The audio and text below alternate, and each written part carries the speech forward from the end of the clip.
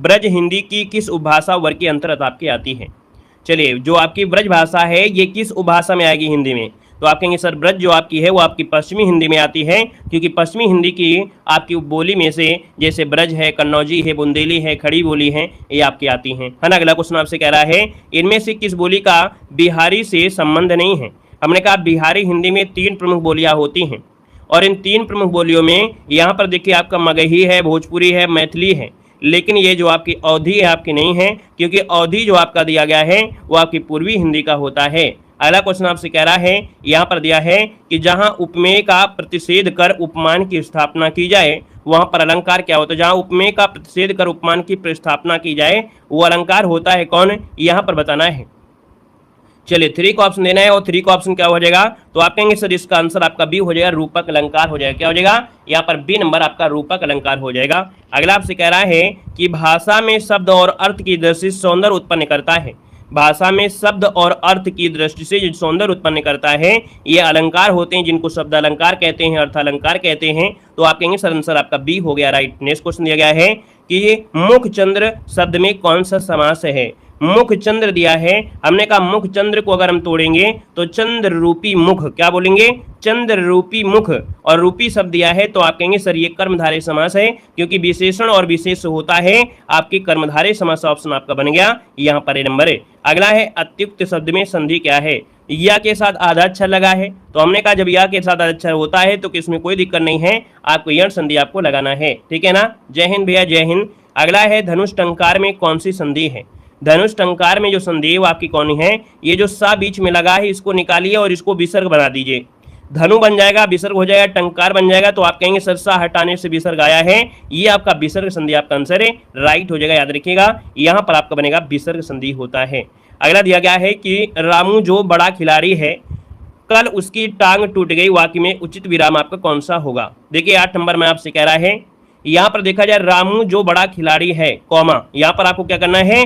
अल्प विराम, थोड़ा सा रुका गया है तो ये कहेंगे सर जी ये अल्प विराम आपका है ना। और अगला क्वेश्चन आपसे कह रहा है चूहा बिल से बाहर निकला, तो जब चूहा बिल से बाहर निकलेगा तो अलग होगा, अर्थात यहाँ पर देखिए अलग आपका होता है अपादान से होता है, अपने स्थान से अलग हुआ अर्थात ये अपादान में हो जाएगा। अगला लड़के ने पुस्तक पढ़ी, वाक्य का काल पहचाना है। लड़के ने पुस्तक पढ़ी है, पढ़ी है अर्थात पढ़ी है मतलब ये पूर्ण हो चुका है और ये वर्तमान है, क्योंकि है दिया है तो ऑप्शन बी इसका राइट हो जाएगा। यहाँ पर अगला क्वेश्चन आपसे कह रहा है राम खाता होगा, ये किस काल का उदाहरण है? राम खाता होगा, हमने कहा था होगा शब्द दिया गया है, और जब होगा शब्द होता है तो होता क्या है? तो आप कहेंगे सर संदिग्ध होता है। क्या होता है? संदिग्ध होता है, और होगा दिया है तो आपका वर्तमान हो जाएगा, आंसर आपका ए बन जाएगा। अगला क्वेश्चन आपसे कह रहा है यहाँ पर दिया है बादल घिर आए और बारिश होने लगे, यहाँ पर दृष्टि से वाक्य है क्या? तो आप कहेंगे सर बादल घिर आए बारिश होने लगी, यहाँ पर देखा जाए 12 नंबर में तो आप कहेंगे सर यहाँ पर और शब्द लगा है, और शब्द होता है तो आपके संयुक्त में होता है, ऑप्शन आपका डी राइट हो जाएगा। अगला क्वेश्चन आपसे कह रहा है कि चूड़ियाँ अच्छी थी में कौन सी क्रिया है? चूड़ियाँ अच्छी थी कौन सी क्रिया है? 13 का ऑप्शन देना है। याद रखिएगा ये आपका क्या होगा? ये योजक आपकी चूड़ियाँ अच्छी थी, ये क्या है? आपका योजक कहलाएगा। जो आपका थी शब्द है ये जोड़ रहा है, सेंटेंस को जोड़ रहा है। अगला दिया गया है उर्वशी किसकी रचना है? उर्वशी जो रचना है वो किसकी रचना है? तो उर्वशी हो जाएगा रामधारी सिंह दिनकर की। किसकी हो जाएगा? रामधारी सिंह दिनकर। यहाँ पर आंसर आपका बनेगा यहाँ पर बी नंबर। नेक्स्ट क्वेश्चन दिया है केंद्रीय हिंदी संस्थान का मुख्यालय कहाँ पर है? केंद्रीय हिंदी संस्थान का मुख्यालय जो आपका है वो आपके आगरा में है। ऑप्शन नंबर आपका ए हो जाएगा, राइट हो जाएगा, ए नंबर आपका बन जाएगा। यहाँ पर दिया गया है सहयोगी का सर्वथा उपयुक्त विपरीत शब्द क्या होता है? सहयोगी का विपरीत इनमें से होगा क्या? तो आप कहेंगे सर सहयोगी का होता है प्रतियोगी होता है, ऑप्शन नंबर आपका ए हो जाएगा, सहयोगी का प्रतियोगी होता है। अगला है शाखा मृग शब्द का पर्यायवाची बताना है। शाखा मृग दिया है और शाखा मृग शब्द का पर्यायवाची क्या हो जाएगा? तो आप कहेंगे शाखा में कौन जाता है? वानर जाता है, वानर ऑप्शन आपका बी बनेगा। नेक्स्ट क्वेश्चन दिया गया है निम्नलिखित में से कौन सा वाक्य कर्मवाची का उदाहरण दिया गया है? कर्म जिसमें प्रधान होगा, है ना, कर्म जिसमें प्रधान होगा, नहीं तो सब में दिया गया है, लेकिन यहाँ पर दिया है कि शीला से पढ़ा नहीं जाता। देखो हंसना, चलना और हिलना ये अकर्मक क्रिया है, लेकिन पढ़ना क्या है? सकर्मक क्रिया है। तो भैया यहाँ पर निगेटिव तो सब में है, इसका मतलब सब तो भाव नहीं होंगे ना, तो आप कहेंगे सर ए नंबर शीला से पढ़ा भी नहीं जाता है, ये आपकी कर्मवाच्य में आपका आ जाएगा। याद रखिएगा क्योंकि पढ़ना एक प्रकार से क्रिया है और कुछ ना कुछ तो पढ़ रही होगी, इसलिए कर्म में हो जाएगा। यहाँ पर अगला दिया गया है श्वेत और श्वेत का अर्थ क्या होता है। श्वेत मतलब क्या होता है, तो कहेंगे श्वेत मतलब सफेद होता है ना, और श्वेत मतलब पसीना होता है। तो ऑप्शन आपका बनेगा बी नंबर ए, राइट हो जाएगा। अगला आपसे कह रहा है प्रामाणिक शब्द के मूल शब्द और प्रत्यय बताएगा। अगर प्रामाणिक को हम तोड़ेंगे तो एक शब्द निकलेगा प्रमाणिक, प्रमाण निकलेगा और एक निकलेगा प्रमाण, और एक जो ऑप्शन आ गया है बी नंबर ए, राइट हो जाएगा। अगला है रात को अचानक वर्षा होने लगी, क्रिया विशेषण का कौन सा भेद आपका दिया है। तो रात को अचानक वर्षा होने लगी, आप कहेंगे सर 21 नंबर का जो ऑप्शन है यहाँ पर आपका राइट क्या हो जाएगा, तो कहेंगे सर ये अचानक शब्द आपका होता है, ये रीतिवाचक में आपका आ जाएगा। याद रखिए इसका आंसर आपका बी नंबर ए, राइट हो जाएगा। अगला है कि हिंदी की अग्र है ना और अवृत और समृत स्वर ध्वनि जो आपकी है 22 नंबर में, वो आपकी कौन सी होती है, तो भैया ये अग्र में भी आएगा, अवृत में आएगा और समृत में भी आएगा। ये कौन सा है जो आपका बी दिया है, ये आपका राइट हो जाएगा। अगला क्वेश्चन आपसे कह रहा है इनमें से कौन सा व्यंजन अल्प प्राण है, कौन सा व्यंजन अल्प प्राण है, 23 नंबर आपसे पूछा गया है।